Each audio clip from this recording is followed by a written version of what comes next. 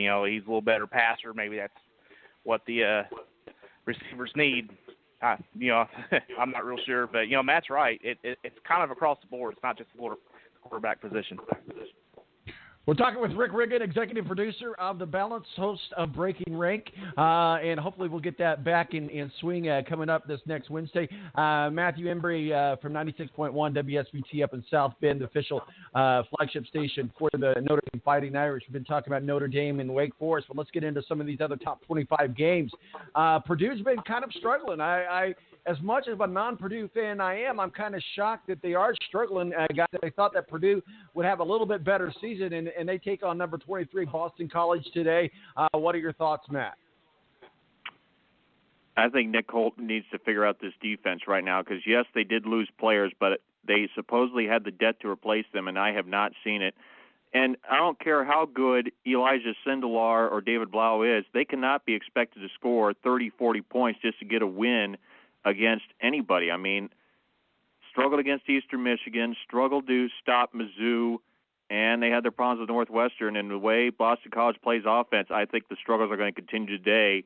And unfortunately, Purdue is going to lose again at home and are going to drop to 0-4. And I think at this point, I have a hard time seeing, Rick, where this team is a bowl team for 2018. Yeah, if they drop to 0-4 today, I don't see just where it's possible because they haven't hit the Big Ten schedule yet, and they're already going to be 0-4 after today. But this team is really underperforming. I think they're a lot better than 0-3, but Boston College is they're a scoring juggernaut so far this year. And, you know, the game last week against Mizzou, I would just put that on Drew Lock, Mizzou's quarterback. You know, he's one of these NFL draft picks, you know, high draft picks. Him and Justin Herbert from Oregon are the two guys that we're kind of looking at for the top of the class for quarterbacks this year. So they had to go against that last week. That are going against an offensive juggernaut against Boston College this week. So I agree it's going to be 0-4, and if they go 0-4, it won't be a bowl appearance this year. Well, we mentioned Mizzou, Tom. What about Mizzou? They host Georgia. Can they give the Bulldogs a run? Well, yeah, absolutely. I was just going to quickly say that IU at this point has a better team than Purdue. IU's got Michigan State tonight, which could give them fits, but I think Michigan State's got a good opportunity to do that. So going to that, that's the very next game that we got, number 2 Georgia against the Tigers. Very, very, very good Tigers. And I tell you what, and put this down as one of the shockers of the week, I really think it'll be a close game, but I think at home the Missouri Tigers can beat Georgia, and it's going to send a ripple tide through the SEC this afternoon, Rick. And FAU is supposed to beat Oklahoma also. So I just think that Georgia is one of these elite teams this year. There's just maybe 3 or 4 teams that can actually give Alabama a game, and Georgia's going to be one of them. I just don't think Missouri has the weapons to compete with Georgia. We saw what Georgia did South Carolina last week or week before, whatever it was, and then I just don't think Missouri is going to even hang tough in this game at all. I think it's way over by halftime.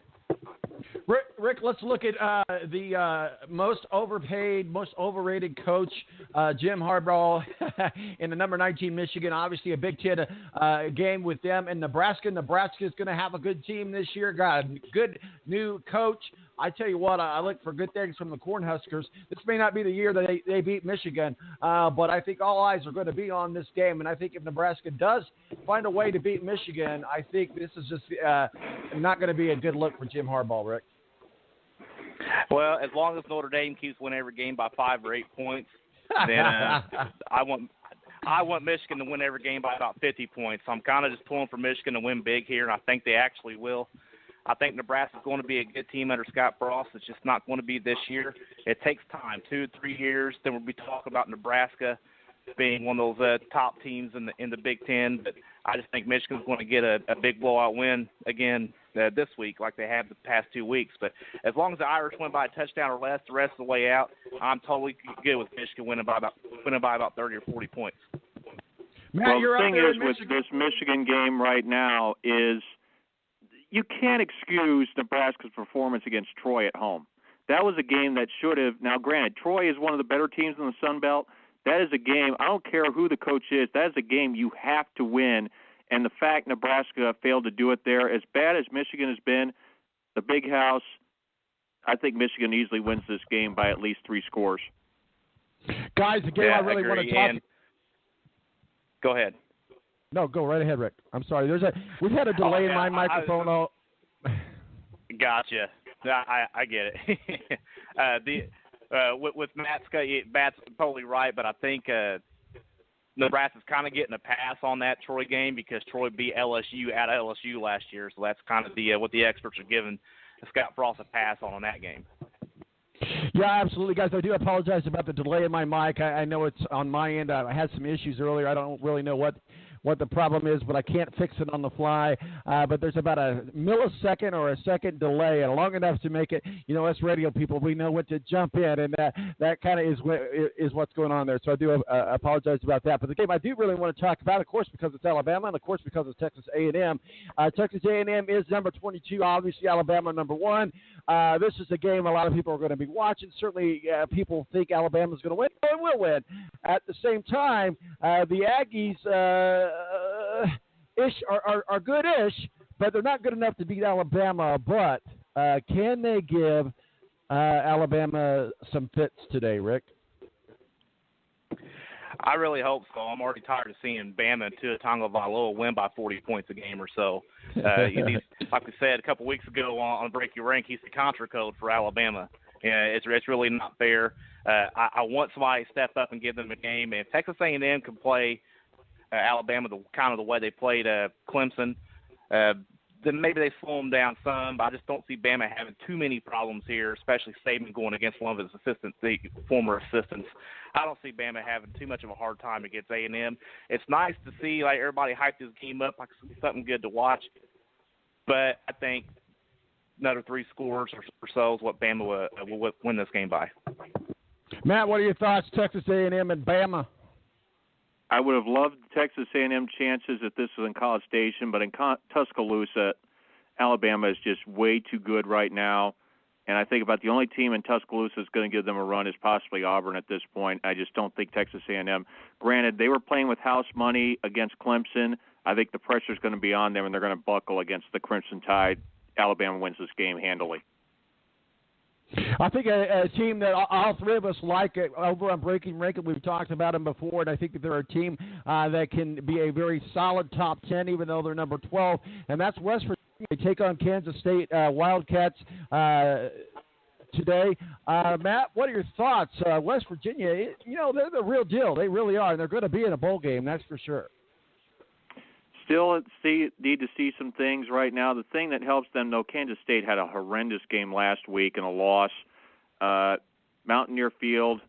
But, I think right now that's still a tenuous spot for West Virginia, considering what's left in the Big 12 slate. But for now, I see they get by Kansas State without much of a problem.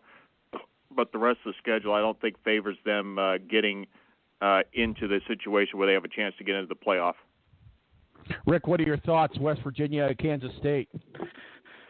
I agree, and I'll just add, I want to see with them what I want to see with every Big 12 team is like. It seems like none of them can play any type of defense whatsoever year after year. They can all score 40, 50 points a game, but they'll also give up 40, 50 points a game. So outside of TCU, I want to see somebody else step up in the Big 12 to play defense because I want to take Oklahoma and West Virginia seriously this year, but I need to see some defense to back that up at the same time. Rick, we got another elite team in the SEC this afternoon. Number 3, Clemson, taking on Georgia Tech. We don't really talk a lot about Georgia Tech in football. We do a lot in basketball. But I would say that this game with Clemson is nothing more than a mere formality to get a win for Clemson, Rick. Yeah, probably just a warm-up, and Clemson can see what it's like going against a triple option team and just practice their guys against that. But I don't think it's too much of a game. Georgia Tech's going to try to control the clock, so maybe this game might be a little more low scoring than what you would normally see in a Clemson game, but I don't think Clemson has any problems here. I think Georgia Matt, Tech can give them a run for 3 quarters, but I think eventually Clemson's going to get the upper hand in this game, but it will be close for a majority of the way. Well, guys, let's kind of zip through some of these games real quickly here as we've got about 5 minutes left. Urban Meyer's back on the sidelines against Tulane. I don't know that there's anything to talk about other than that Urban Meyer's back on the sidelines, Rick. No, nothing's going to change with Ohio State in the first 3 games. You're going to see the same thing in this game too. Matt?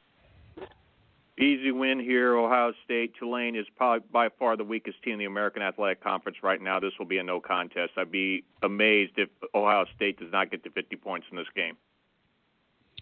We got TCU and Texas. It might be kind of a close game, but I still think the Longhorns are struggling in football, which is not a good thing for Longhorn fans at all. Rick, TCU easily handles the Longhorns today. I wouldn't say easily handles the Longhorns. I think TCU gets the win, but I wouldn't say easily handles the Longhorns.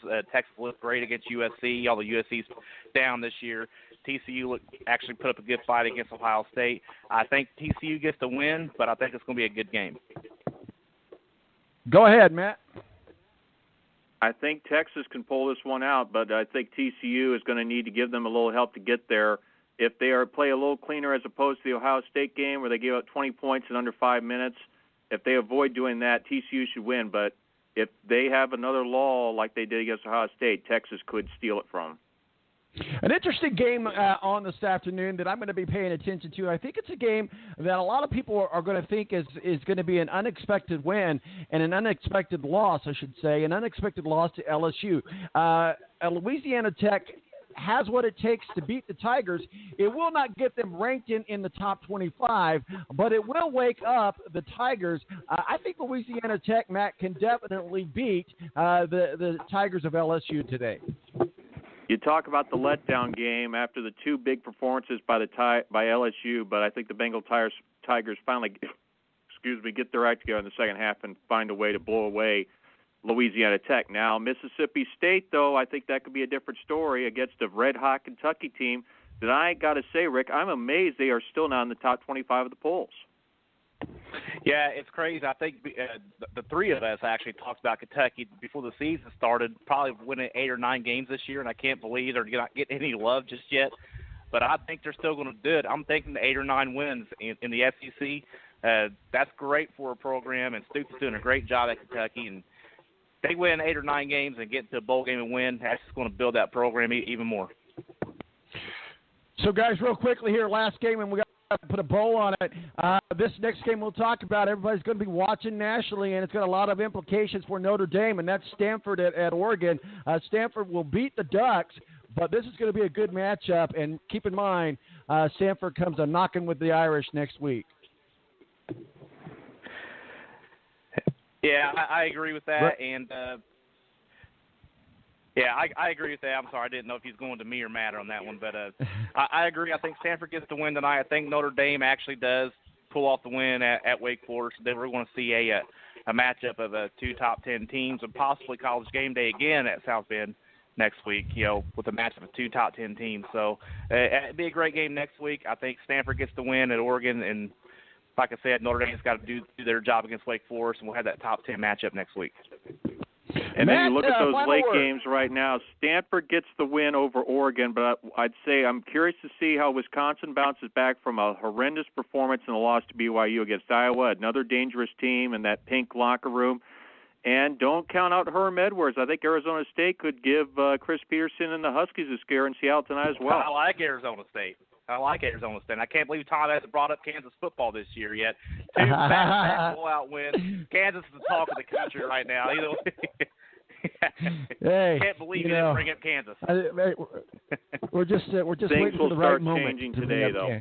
Things will start changing today when they play a real team. I don't know who it is, but they will not win today. Yeah, I'm thinking maybe they might be stopped right there, or I don't know. They hit that Big 12 schedule. They're not going to make a bowl game this year, so we can go ahead and not talk about that for the rest of the season. All right, guys. Well, we got to wrap it up for college football. You're more than welcome to stick around for NFL talk. We're going to be talking with ed-kracz about the big Browns win. Real quickly, Rick and Matt. Are you with me, guys? Yeah, I'm still with you. Yeah, you're still here. All right, it looks like we lost Matt. Real quickly, what are your thoughts on the Browns win? We got to go to a break. It's great. City of Cleveland. I think it's funny that Hugh Jackson said that he's got to watch the tape and he won't make a decision who the starting quarterback's going to be. I thought it was the best line of the weekend. The game's even started. The NFL games are tomorrow, but I already think that's the best line of all